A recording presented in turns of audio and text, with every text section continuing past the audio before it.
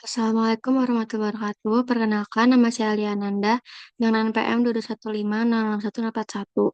Di video kali ini saya akan menjelaskan mengenai tugas user experience, yaitu UX Design Approach.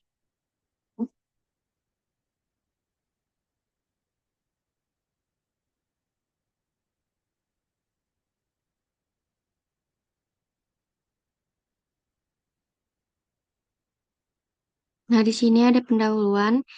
Jadi, user experience itu menjadi aspek penting dalam memastikan bahwa produk digital yang dibuat itu benar-benar memenuhi kebutuhan, harapan, dan juga kenyamanan dari pengguna. Dan pendekatan desain UX ini menjadi pedoman dalam proses pengembangan produk digital, terutama untuk memahami dan mengakomodasi kebutuhan pengguna secara mendalam. Beberapa pendekatan desain UX yang umum digunakan yaitu ada Human Centered Design atau HCD, User User Centered Design atau UCD, Design Thinking, Agile Development, dan Design Sprint. Kemudian di sini yang pertama ada Human Centered Design. Human Centered Design itu adalah pendekatan yang menempatkan manusia sebagai fokus utama dalam proses perancangan. HCD tidak hanya mempertimbangkan aspek fungsionalitas produk, tetapi juga memperhatikan emosi, nilai budaya, dan konteks sosial pengguna. Nah, tujuan dari HCD ini adalah menciptakan solusi yang secara holistik, holistik yang dapat diterima, digunakan, dan diapresiasi oleh manusia.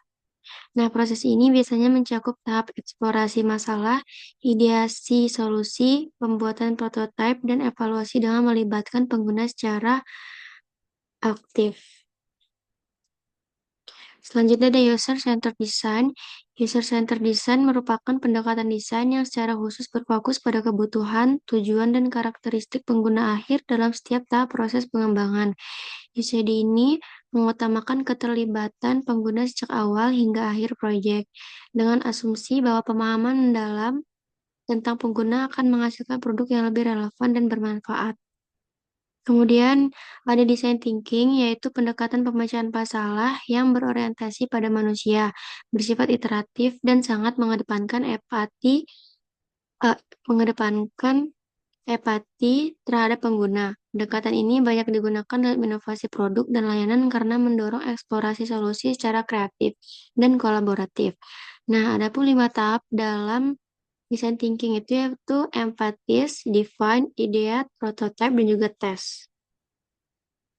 Selanjutnya ada agile development, yaitu pendekatan pengembangan perangkat lunak yang mengutamakan fleksibilitas, kolaborasi, dan iterasi cepat. Dalam konteks UX, agile memberikan peluang besar untuk mengintegrasikan proses desain dan evaluasi UX dalam setiap sprint pengembangan. Pendekatan ini memungkinkan tim desain dan pengembang untuk bekerja secara paralel dan beradaptasi dengan perubahan kebutuhan pengguna dan bisnis secara cepat. Salah satu keunggulan Agile adalah keterlibatan pengguna secara rutin dalam proses evaluasi, sehingga memungkinkan perbaikan berkelanjutan terhadap pengalaman pengguna.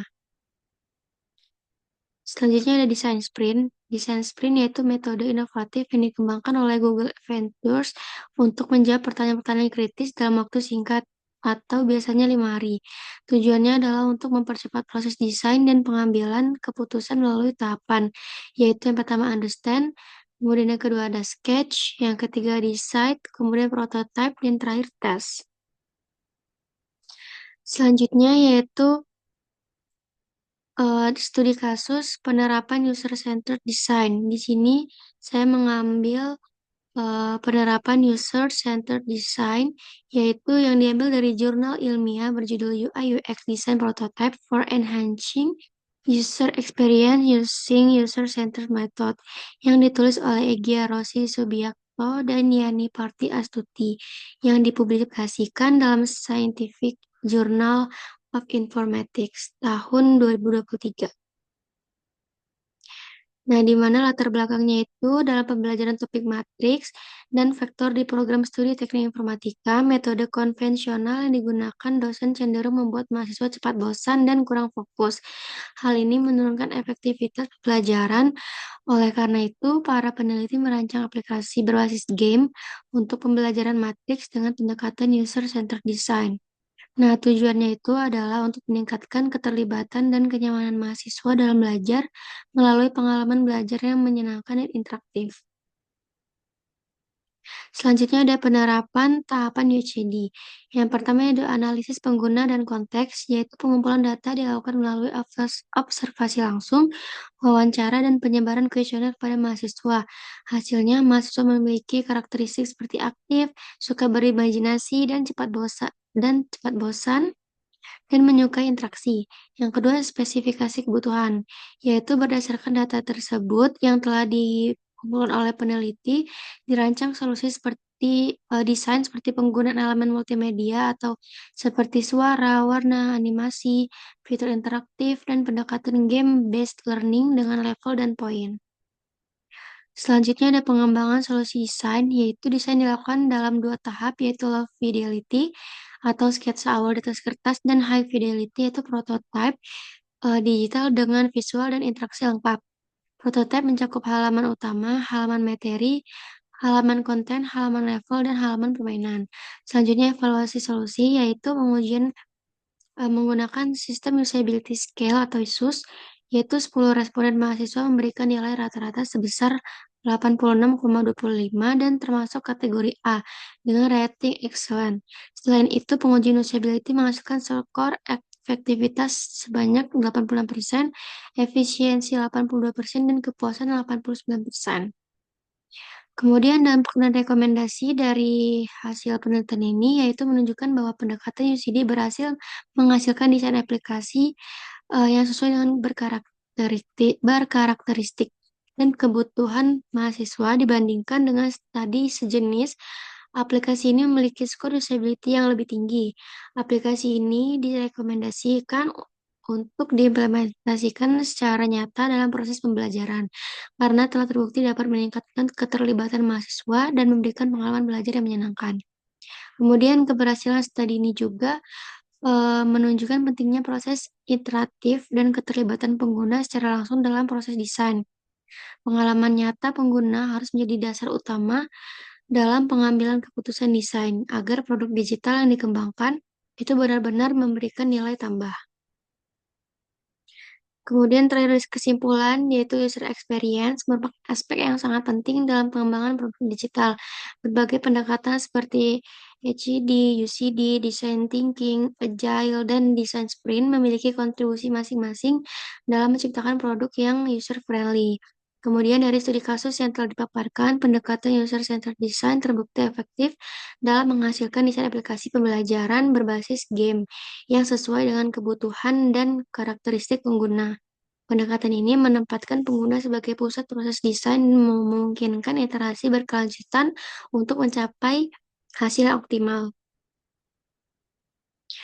Baiklah, terima kasih. Sekian eh, materi yang bisa saya sampaikan. Mungkin selanjutnya saya bisa menunjukkan paper studi kasus yang saya gunakan, yaitu yang berjudul UI UX Design Prototype for Enhancing User Experience Using User-Centered Method. Nah, di sini merupakan user-centered design-nya. Yang pertama ada analysis of user needs and context, kemudian requirement identification, design solution, dan yang terakhir solution evaluation. Kemudian di sini juga ada tahap-tahapnya. Kemudian selanjutnya di sini merupakan ada low fidelity, yaitu sketsa di atas kertas seperti ini. Ada game title, play, kemudian music, shop, exit, kemudian di sini terdapat high fidelity-nya. Desainnya sangat menarik eh, dan juga sangat iteratif ya. Untuk penggunaannya juga sepertinya sangat mudah digunakan dan sangat user friendly. Dan di sini juga sudah terdapat SUS testing score-nya. Di sini ada 10 dari responden mahasiswa. Di sini ada SUS score masing-masing dan grades-nya itu rata-rata itu A, yaitu 86,25 yang kategorinya itu excellent. Ini merupakan testing result dari usability testingnya. Untuk effectiveness-nya 82%, efisiensi 86%, dan satisfaction 89%. Mungkin itu saja yang dapat saya jelaskan. Kurang lebihnya saya mohon maaf. Wassalamualaikum warahmatullahi wabarakatuh.